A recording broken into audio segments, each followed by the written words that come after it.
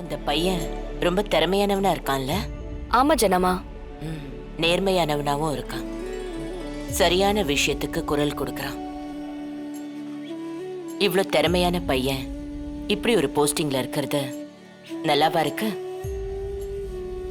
அவனோட மொத்த திறமையையும் நம்ம யூஸ் பண்ணிக்க வேண்டாம்? கண்டிப்பாமா. அதான் நான் அவனுக்கு ப்ரமோஷன் கொடுக்கலான்னு நினைக்கிறேன். ஆனா என்ன ஆனா? இல்ல, சிபி சாருக்கு அவனை சுத்தமா பிடிக்கல. அதான். அது எனக்கு தெரியும் தமிழ். ஆனா அதுக்காக திறமைக்கு மரியாதை கொடுக்காம இருந்துட முடியுமா? நான் அவன்கிட்ட பேசிக்கிறேன். சரிங்கம்மா. பிரபு வர சொல்லு.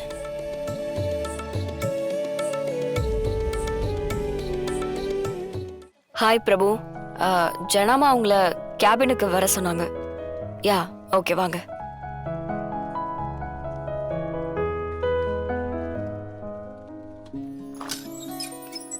Excuse me ma'am. Come in. சொல்லுங்க மேம், வர சொன்னிருந்தீங்களா? பட்டு பட்டுன்னு உங்களுக்கு கோவம் வருது. எங்க தப்பு நடந்தாலும் தட்டி கேப்பீங்களா? தப்புன்னு கண்ணுக்கு தெரிஞ்சதுக்கு அப்புறம் அப்படியே கடந்து போக தெரியாது மேம். ஆரம்பத்துல இருந்தே அப்படியே வளர்ந்துட்டேன். Very good. அப்படிதான் இருக்கணும். உங்களுக்கு இருக்க ஸ்மார்ட்னஸ்க்கும் சின்சியாரிட்டிக்கும் நீங்க இருக்க வேண்டிய பொசிஷன் இது இல்ல. இன்னையில இருந்து உங்களை சீனியர் மேனேஜரா நான் ப்ரமோட் பண்றேன். Thank you ma'am. Thank you so much. Congratulations Prabhu. Thank you. இப்போ இருக்க இந்த ஃபயர், சின்சியாரிட்டி எல்லா பொறுப்புலையும் இருக்கணும். ஓகே மேம், கண்டிப்பா இருக்கும். You may go. Thank you ma'am. Thank you. மாமா காஃபி. தேங்க்யூமா. என்னங்க? தமிழ், ஹால்ல என்னோட லேப்டாப் இருக்கும், அத கொஞ்சம் எடுத்துட்டு வாயே. ஓகே ஜனாமா.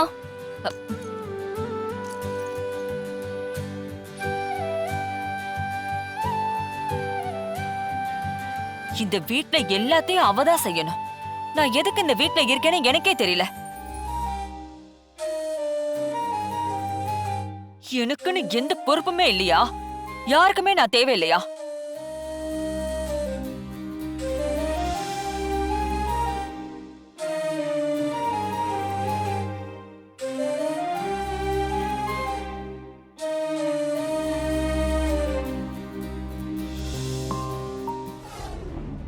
எதுக்குமா ஜனாமா எல்லாரையும் வர சொல்லியிருக்காங்க?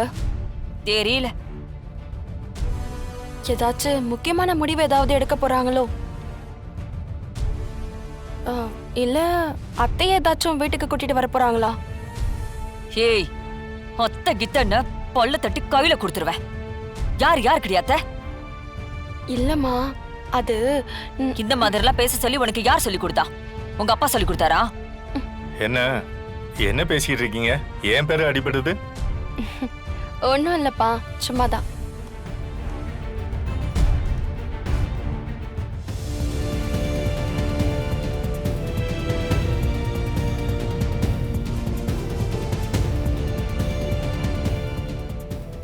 என்ன விஷயம் ஜனமா? நாளைக்கு என்ன நாள்னு உங்களுக்கு தெரியுமா?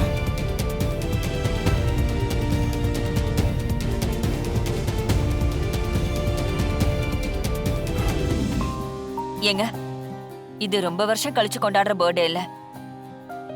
இந்த பர்த்டேக்கு ஆசையா நீங்க என்ன கிஃப்ட் கேட்டாலும் நான் வாங்கி கொடுப்பேன். ஏதோ ஒன்ன வாங்கி கொடுத்து உங்களை சர்ப்ரைஸ் பண்றதுல எனக்கு விருப்பம் இல்லைங்க. உங்களுக்கு என்ன வேணும்னு நீங்களே சொல்லுங்க. அப்பா அப்பா, என்கிட்டயே சொல்லுங்கப்பா. எல்லாரும் கேக்குற மாதிரி சொல்லிடாதீங்க, சீக்கிரட்டா சொல்லுங்க. நான் சர்ப்ரைஸா வாங்கிட்டு வந்து அசத்திடுறேன். எனக்கு ஒரு பரிசு வேணும். அத யாரும் முடியாதுன்னு சொல்லிடக்கூடாது. என்னங்க வேணும்? எதுவா இருந்தாலும் கேளுங்க. அது அப்புறம் நீங்க யாரும் கோவப்படக்கூடாது. உங்க பர்த்டேக்கு நீங்க கேட்டதை செஞ்சு கொடுக்க வேண்டியது எங்களோட கடமை. இதுக்கெல்லாம் யாராவது கோவப்படுவாங்களா? சொல்லுங்க. ஒன்றும் இல்லை, பர்த்டே பார்ட்டிக்கு அம்மு வரணும்.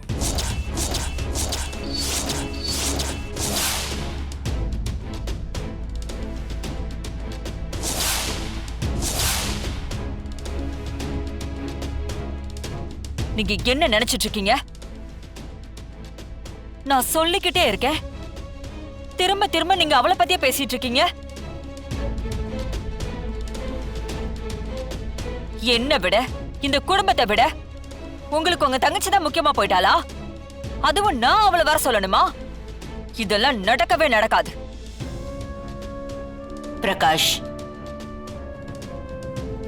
மீனா சொல்றதுதான் சரி.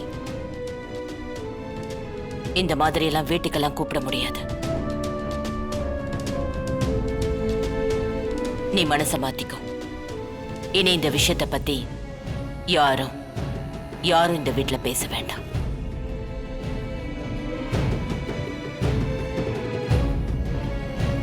இத்தனை வருஷம் கழிச்சு உங்க பிறந்த நாளை கொண்டாட போறோம்னு நாங்க சந்தோஷமா இருக்கோம். அந்த சந்தோஷத்தை கெடுத்துறாதீங்க.